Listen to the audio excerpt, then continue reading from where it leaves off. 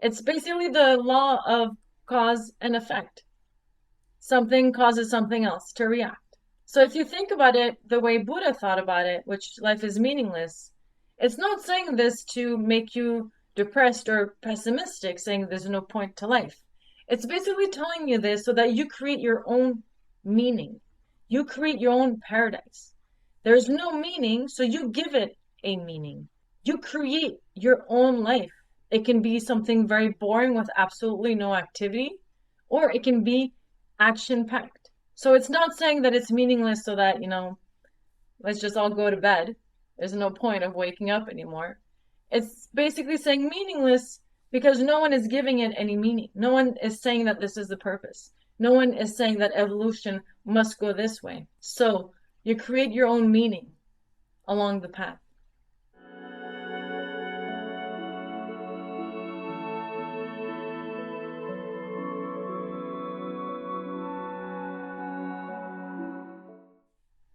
Hello and welcome back to my channel. My name is Sarah and I go over the gene keys. On our last show, we went over gene key number 14. So gene key number 14, quick recap, the shadow was compromise, a very contagious shadow. If you're an introvert, the way you manifest this shadow is impotence. Your wagon leaks energy. You're compromising, you're going with the flow. You don't really have a focus. If you're extrovert, you fall in the imprisonment. So you're imprisoned with your own structured life. You have a certain title, you have certain material wealth. You judge yourself based on that and prove yourself that you're capable and you're successful. However, you're not being true to yourself. You've compromised by settling for a title and by imprisoning yourself within that image, within that mask. So once you come out of the shadow of compromise, you become competent. You stop compromising, you aim your focus at what you love doing, and you're competent at it. Once you're in the gift level for a while, you hit the Siddhi level of bounteousness. And bounteousness is as contagious as compromise. However, it's the opposite. You're very generous. You're limitless. You're basically so generous that you pump your energy out into this world unconditionally, without any limits. The bounteousness. No limits. Wonderful Siddhi. So in today's show, we're going over gene key number 15. Gene key number 15, the 15th shadow, dullness. Something we can all relate to once again. So let's start. The 15th shadow, dullness. Another day in hell. The poet T.S. Eliot said that as far as literature is concerned, the world is divided between Shakespeare and Dante. There is no third. While most people are aware of Shakespeare and probably use many of his expressions in their everyday lives without realizing it, Dante has for the most part remained a mystery to the wider world. And yet, in his supreme work, The Divine Comedy, Dante left us what is arguably the greatest map of human consciousness ever written. Whereas Shakespeare used drama, Dante used allegory as a means to communicate an immortal truth about human nature. The Divine Comedy essentially describes the geography of consciousness as it moves from the lower frequencies to the very highest. The 64 gene keys can be experienced at the three main frequency bands of the shadow, the gift, and the Siddhi. Dante named these same levels of consciousness hell, purgatory, and paradise respectively.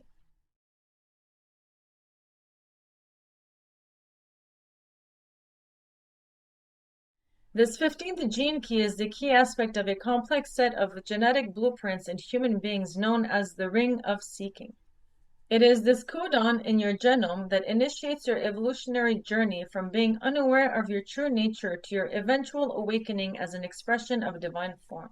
All your struggles, pains, agonies, triumphs, and ecstasies are written here in this codon ring because, like the Divine Comedy, it lays down the geography and topography of your journey towards awakening. Within this genetic structure, the 15th gene key plays perhaps the most vital role of all the gene keys. In a nutshell, it keeps us human. To be a human is to be a battlefield of opposing forces and frequencies, some of which pull you towards heaven and others which try to drag you downward into hell. Humanity is the bridge for consciousness to work out these many conflicting currents. The 15th shadow of dullness describes a low-frequency human attitude to being alive in a body. It is the fear of the ordinariness of life. One of the key elements in Dante's hell is repetition. Transgressors and evildoers are frequently depicted locked into endless cycles where the consequences of their evil deeds are played out over and over for eternity. One of the greatest fears of the 15th shadow is just this: to be locked into a repeating rhythm that never changes. And yet the huge irony here, which Dante captures perfectly in his great work, is that life does indeed consist of endless repeating patterns and rhythms. As you enter more and more deeply into the mysteries of the 64 gene keys, you will begin to realize the truth behind the latest revelations and suppositions of physics and quantum theory. That the universe appears to be a hologram in which the same patterns are repeated again and again in infinite fractal variations. This 15th gene key is about the diversity of organic life. The 15th shadow highlights the dullness of life. It represents an attitude of human awareness, and indeed of animal and plant awareness. Although in the case of other life forms, one might not use the word dullness. A dog can sit on a doorstep for a whole month doing absolutely nothing and never be bored. Indeed, when we humans observe animals, we often feel a sense of envy that they seem to have no worries, that their lives are so simple.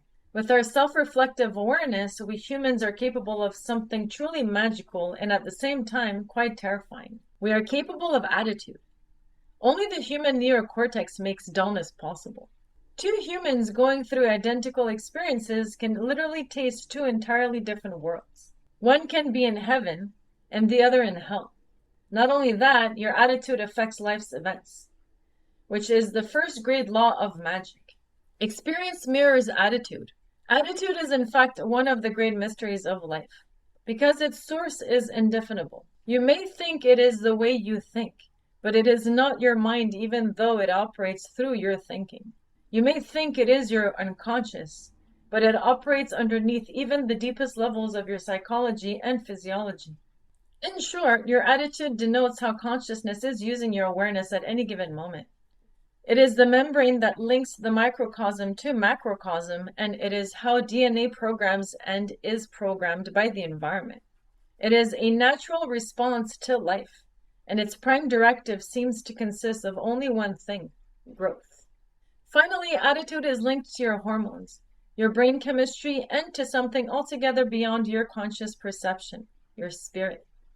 The 15th shadow manifests in human behavior whenever a person's spirit feels low, for whatever reason. One of the great causes of shifts in your attitude is light or the lack of it, epitomized, for example, by changes in the weather. On a cloudy gray day, all human beings experience subtle changes in their physiology, as do animals and plants. It is how you interpret those changes that dictates your attitude. No human can escape the dullness of existence. It is all simply a matter of how you deal with it. It is in fact a deeply human experience and is at the core of our basic psychology. It can lead to extreme states: depression, violence, rage, and frustration. The moment your perspective shifts, whether because of inner or outer light, the feeling of dullness can actually become incredibly exciting and vibrant. We can see how this occurs at a higher frequency in the 15th gift, the gift of magnetism. This word gives us a clue that helps to understand the true nature of what we are calling dullness. It is based upon the lack of magnetism or polarity. Dullness is neither the top nor the bottom of a spectrum. It is actually right in the middle where there is no polarity at all. Herein lies the rub. Polarity is never dull. Rage is not dull. Violence is not dull. Only the lack of any charge, positive or negative, is dull. This last truth, that the spectrum of consciousness is not a straight line with a negative pole at one end and a positive pole at the other, is a startling insight. What the 15th shadow is telling us is that all the shadow states have at their core the same dullness, and that the shadows themselves only emerge according to how we respond to this dullness. It all depends upon how deeply you allow the dullness to sink in.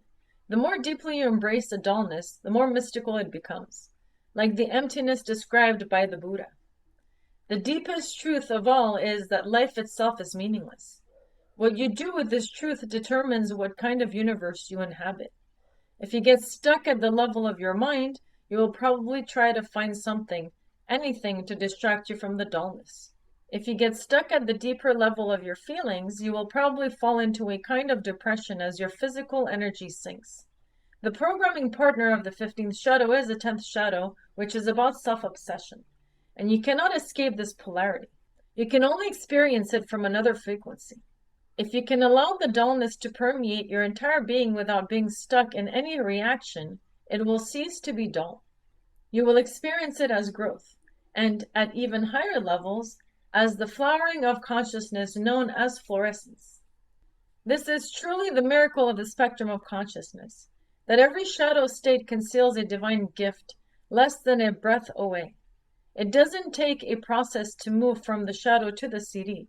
It is simply a matter of pure acceptance. All three levels, the shadow, the gift, the Siddhi, are in reality one. From the shadow, you cannot see the gift or the Siddhi. From the gift, you can see the shadow. In fact, you are using its creative energy, but you cannot see the Siddhi. Only from the Siddhi can you see everything.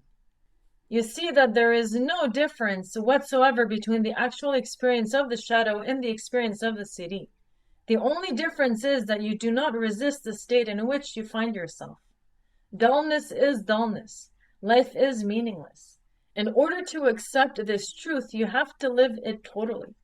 There is no trick or technique that will take away the feeling. Life is absolutely ordinary, and you too must be absolutely ordinary. The only way to true paradise is through this absolute ordinariness. So the shadow of dullness, it's basically showing you that life is meaningless. There's no point to anything. It's basically the law of cause and effect. Something causes something else to react. So if you think about it the way Buddha thought about it, which life is meaningless, it's not saying this to make you depressed or pessimistic, saying there's no point to life.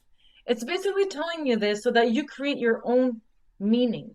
You create your own paradise. There's no meaning, so you give it a meaning. You create your own life. It can be something very boring with absolutely no activity, or it can be action-packed. So it's not saying that it's meaningless so that, let's just all go to bed. There's no point of waking up anymore. It's basically saying meaningless because no one is giving it any meaning. No one is saying that this is the purpose. No one is saying that evolution must go this way. So you create your own meaning along the path. And that's how you come out of the shadow of dullness, by accepting what is, by accepting that there's beauty in the everyday ordinary life. And once you've accepted that, you can get out of the shadow level.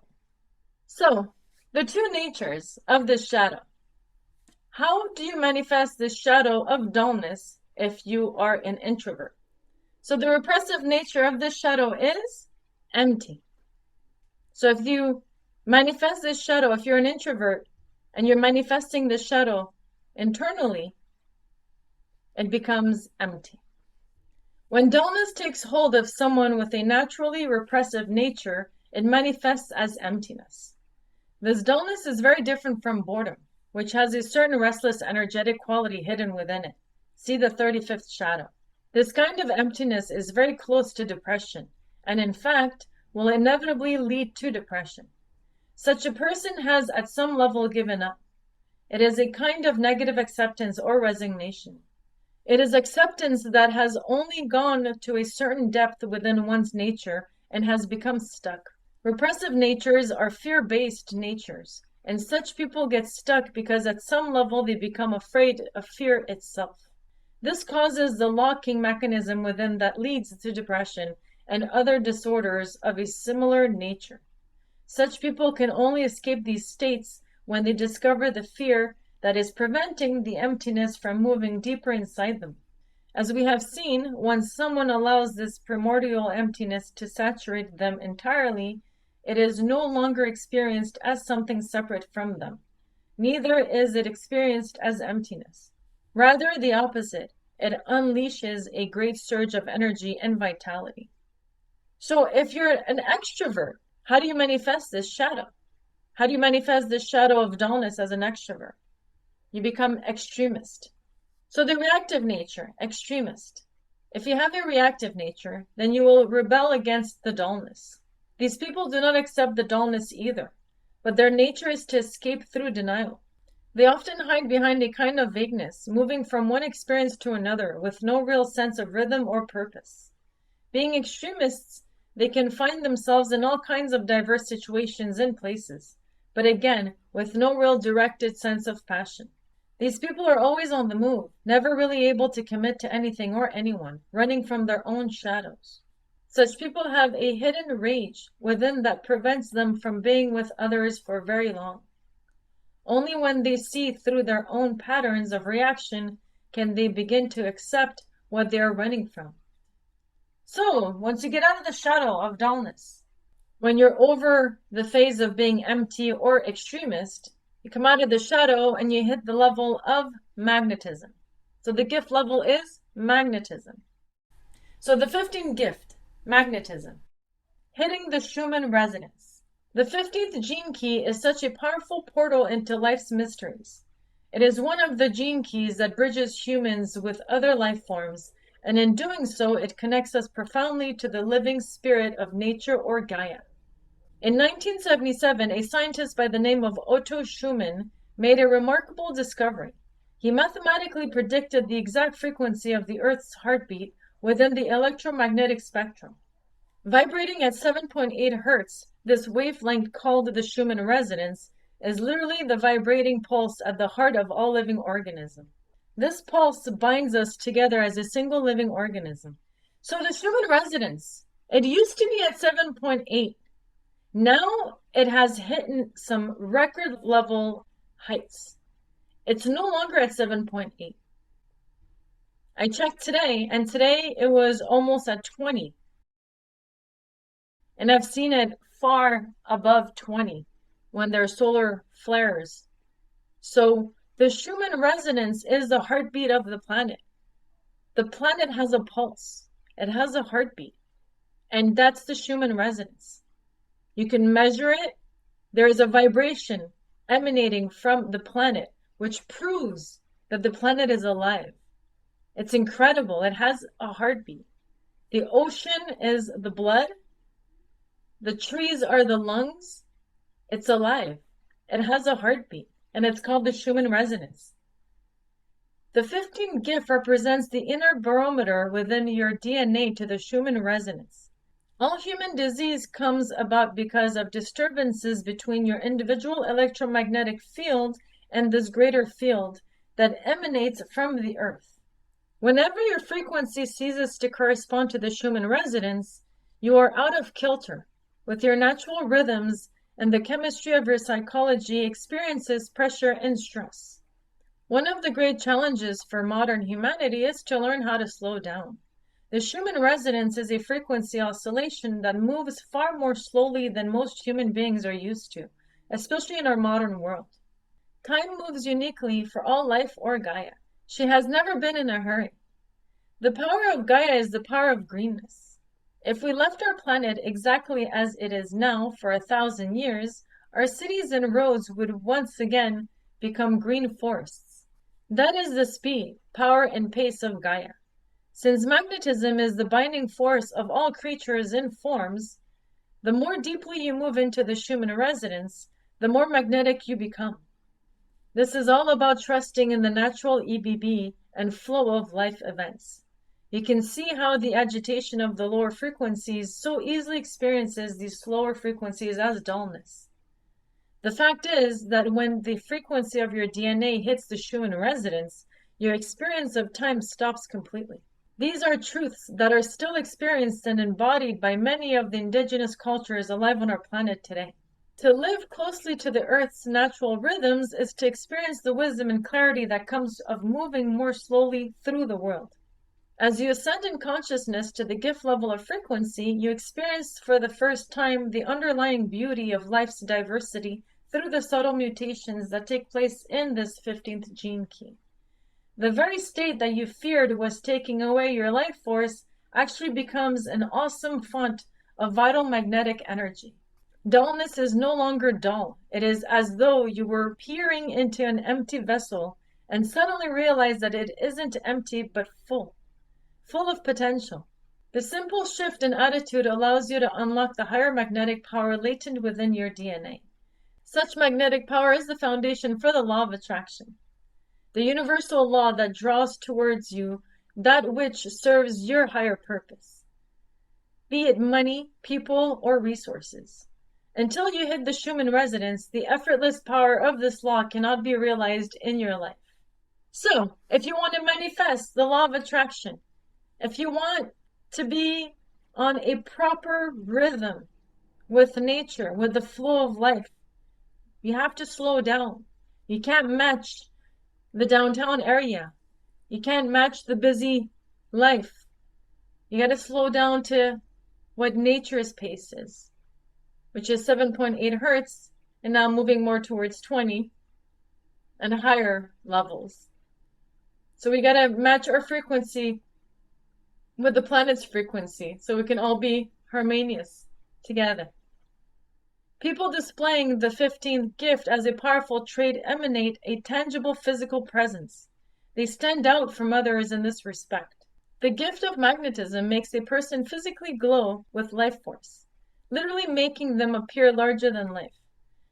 It is a gift filled with enthusiasm and openness, and above all, it is a gift of love. As a universal unifying force, the magnetism unleashed by this 15th gift allows you to harness all the power of the natural world. Such people often have a very strong connection with nature or with the animals, plant and organic kingdoms, either personally or through their work. Being rooted in the natural world and its diversity of rhythms, the 15th gift has a natural respect for all sentient life. Just as magnetism holds families of the same species together, people with the 15th gift feel a deep kinship with humanity. This is a gift that will readily accept and work with any extreme human behavior or sphere. Magnetism does not exclude anyone, and the more diversity these people encounter in life, the more fulfilled they are. The real beauty of the 15th gift, however, lies in its acceptance of ordinariness. To experience life through this gift is, in the words of William Blake, to see heaven in a wildflower. It is to view the holographic vista of life exactly as it appears before you. To the 15th gene key, there can be no separation between the mystical and the mundane, because life is experienced as an immortal journey through all the mythic strands and stories of human culture. Through the 15th gene key, you stand amidst the mundane as a warrior. The most boring everyday issue can seem to you no less than an opportunity for personal transformation. The great spiritual trials are not met in the extremes, but in the everyday, in your relationships, while doing the dishes, cleaning the house, or going to work. This is the origin of the mystical saying that in order to find heaven, you never need even walk out of your own door. You could summarize the gift of magnetism as being the power to influence and be influenced by means of the aura. Magnetism is all about the power of aura. Goethe said, "Everything alive creates an atmosphere around itself. All life forms radiate bioenergetic energy fields which interact with their environment through geometric laws. It is this 15th gift that unlocks the power of the aura to conduct and relay information between different forms. The more resonant your aura becomes with the Earth's natural frequencies, the wider your aura spreads, bringing you into contact with many of the hidden realities and kingdoms within nature.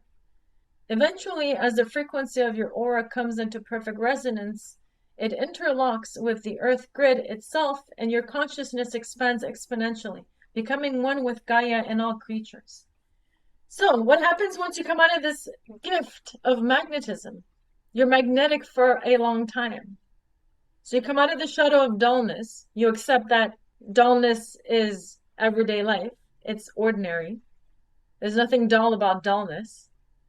You come out of that by hitting the gift of magnetism. You become super magnetic. Your aura becomes powerful. You unlock your frequency, you match to the world's frequency, to the planet's frequency, and now you're connected to the Earth's grid.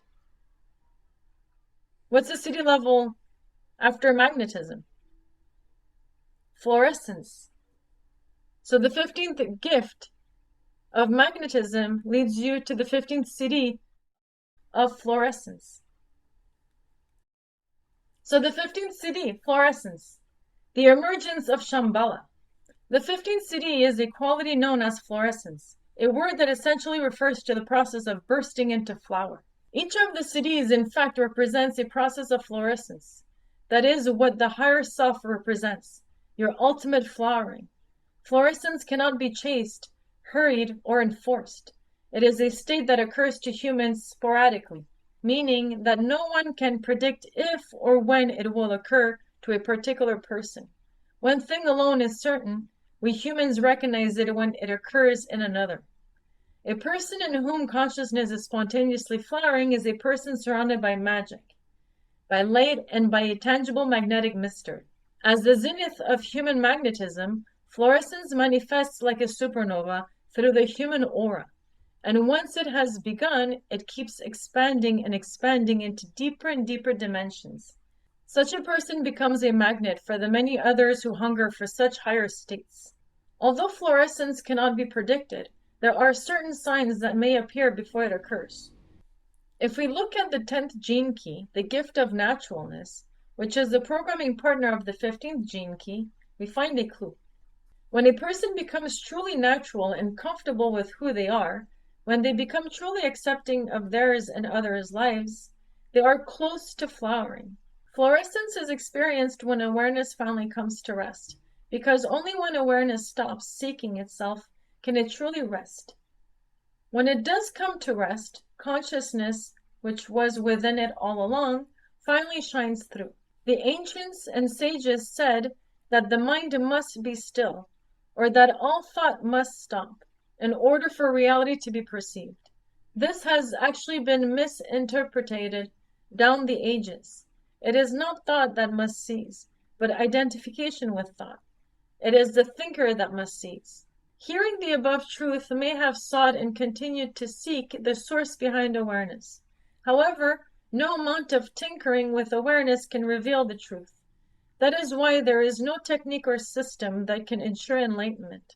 Awareness has to come to rest of its own accord. It is a great and wondrous mystery. The fact that there is nothing that can be done to speed up our flowering can be seen as both a blessing and a curse. To the mind, it seems a curse because the mind likes having something to do. To the inner being, it is a great blessing because the embodiment of this truth will lead to progressive levels of relaxedness. Ultimately, fluorescence depends on nothing. It cannot be created, not by meditation, not by good karma, not by any form of effort, not even by effortlessness. Fluorescence is grace. It occurs whenever and wherever it feels like occurring. This 15th gene key forms the main stem of the codon ring of seeking, a multidimensional genetic subprogram in all human beings. Each member of this chemical family ignites a different pressure that begs to be resolved in our lives. For example, the 54th gene key seeks to rise up, socially, spiritually, and materially, whereas the 52nd gene key seeks a state of complete rest. It is through the mystery of the 15th Siddhi that all this pressure to seek is finally brought to an end. If you look at nature, which is the root of the word fluorescence, you will see that nature produces many buds on many different plants, but that all plants flower at unique times. Furthermore, the buds on each particular plant open collectively, in a great rush of dynamic energy. In human beings, enlightenment operates in the same way, through different time periods and epochs. Enlightenment never occurs to just a single person, but successively jumps across generations during a certain time period. It is a phenomenon that once ignited will play itself out through many different fractal flowerings in many different kinds of human lives. From time immemorial, mankind has devised intuitive systems to understand the rhythms and timing of when people are born. There are obvious and fundamental truths that different cultures have discovered. Each of the 64 gene keys has a position within the arc of the year, creating a unique genetic astrology for each of us. People born with the 15th gene key prominent in their hologenetic profile are nearly always born at or close to the summer solstice. This is because the power of solstice is the power of fluorescence, when all of the nature is reaching its zenith. A person manifesting the 15th Siddhi thus has a vibrancy that is simply irresistible. Fluorescence as a word goes much further than the word flowering. Fluorescence refers to a process of exponential bursting into flower. As thought, the focus is not simply on a single flower, but an entire tree of flowers all bursting into bud at the same time. This is what such people do when the grace of fluorescence occurs to them. They flower in many, many directions at once. Their potential seems endless. The diversity of their interests appears inexhaustible, as though they were flowering in every possible sphere of life at the same time. Such a being cannot stop anywhere and allow themselves to remain with any particular path or way. The awareness within them does what it must do. It reflects the energy of spring, always moving, growing, exploring, and delighting in whatever passes before it. The 15th Siddhi can only occur when the mind has completely given up control. Fluorescence is utterly confusing to the mind. It is too spontaneous, too unpredictable, and too wild for the mind to follow, let alone manage. It would be rather like a writer writing 100 books simultaneously and jumping at random between them, while at the same time holding down 100 other jobs and moving randomly between them. Fluorescence follows nature's own wild organic rhythms, which demand an attitude of trust, surrender, and childish delight. When you come into perfect harmony with the Schumann resonance, time itself will stop within your being. This is an impossible experience to relay in words. In the words of Christ, it is when we mystically inherit the earth. We come to experience the mystery of philos anthropos, the pure love of humanity embodied in the principle of philanthropy. All of life is now seen as philanthropic, constantly giving its own essence back into the whole. This codon ring of seeking is currently undergoing a deep mutative process that is changing the essential rhythmic structure of all life on our planet. Above all, it is bringing humans into greater awareness of the delicate balance of living biological systems, and in particular plants. As the pressure of humans seeking burns away the greenness of our planet through pollution and industrial expansion, we are coming to realize that we are also responsible for these great changes in the global rhythms. Our climate is simply the byproduct of a deeper energetic change that is taking place. Deep within this genetic codon, the dynamic energy of liberation is moving via the electrical and explosive 39th gene key. This gene key in its higher frequency is actually a precursor of the great change that will transform all life on Earth through the 55th gene key. But it all begins here in the ring of seeking with an amino acid known as serine.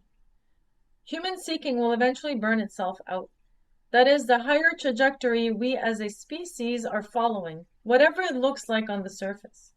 Each of the 6 gene keys in this codon ring will awaken in a sequence, beginning with the 39th gene key and ending here with the 15th gene key. As this awakening moves through humanity and nature, we will experience powerful subtle earth changes as our primary magnetic grids are recalibrated to a higher frequency.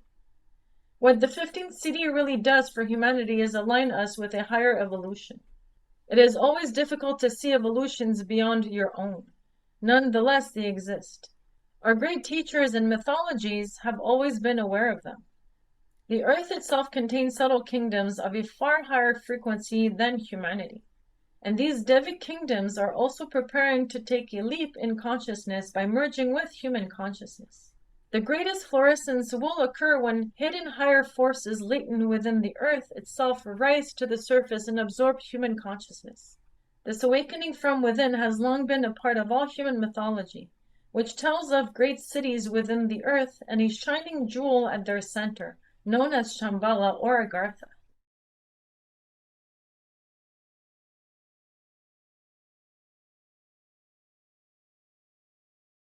So, they do say there's a population living within the earth, and there's an entrance from Mount Shasta. So hence why the water coming out of Mount Shasta is so energetically potent that people just go all the way there for the water. So apparently there's caves, there's entrances to the inner earth through Mount Shasta and through other regions as well. And it's called apparently Agartha. And they're beings of much higher frequency, and hence why they don't yet connect with us. Such myths testify to the genetic change that is sweeping through all DNA on our planet. It is even impacting the evolution of the galaxy and cosmos itself. Fluorescence is a mirror of the supernova we see in the heavens above, but it is a supernova that takes place deep within the structure of form itself. In a nutshell, fluorescence is the explosive chain reaction of enlightenment of all forms to the true nature of consciousness. It is stamped into the destiny of every living creature, and it is coming to humanity very soon. So another wonderful Siddhi. So this goes to show that there's nothing dull about dullness. If you can't sit still with yourself and you're going crazy because of that, it's not because it's dull, it's because you're finding it dull. So once you realize that there's nothing dull in life, everything is just ordinary, you shouldn't have any expectations. And dullness doesn't really mean anything, because life has only meaning when you give it meaning. So you come out of dullness when you finally give life a meaning, when you see that everything's ordinary and you give it meaning. Once you hit that gift level, you become magnetic. You become super magnetic, because now nothing is dull. Every mundane thing is fun, is an opportunity. Every obstacle is a potential to grow. So you basically see the positive in everything. You become magnetic. And then the Siddhi hits you, but you don't know when the Siddhi hits you. The Siddhi hits you by flowering randomly. You can't force it. You can't hurry it up. The Siddhi of fluorescence will happen in due time. So just like a flower, just like a plant that flowers, your fluorescence, your Siddhi will one day flower, and you'll hit the level of enlightenment. And you'll finally understand the meaning in this meaningless world. So wonderful, wonderful Siddhi. So don't forget these gene keys, they're all state of consciousness. So the 64 gene keys means the 64 levels of consciousness. And this is why this is mind-blowing, because once you understand all 64 levels of consciousness, you can see humanity as a whole, not fragmented anymore. And again, there are Siddhis that you simply cannot predict. They'll flower whenever they'll flower. So evolution happens at its own rhythm. And the best thing for humanity to do is to connect with the Schumann resonance, which is the Earth's magnetic field, the Earth's pulse, the Earth's heartbeat, the Earth's vibration. And by doing that, we need to slow down, because nature operates way more slowly than humanity does, especially in our modern world. So, thank you very much. Another wonderful Siddhi. Thanks for your support. Thanks for watching. Please like, share, subscribe, and comment. So thanks again, and I'll see you on the next one. May God bless every single one of you. Ciao.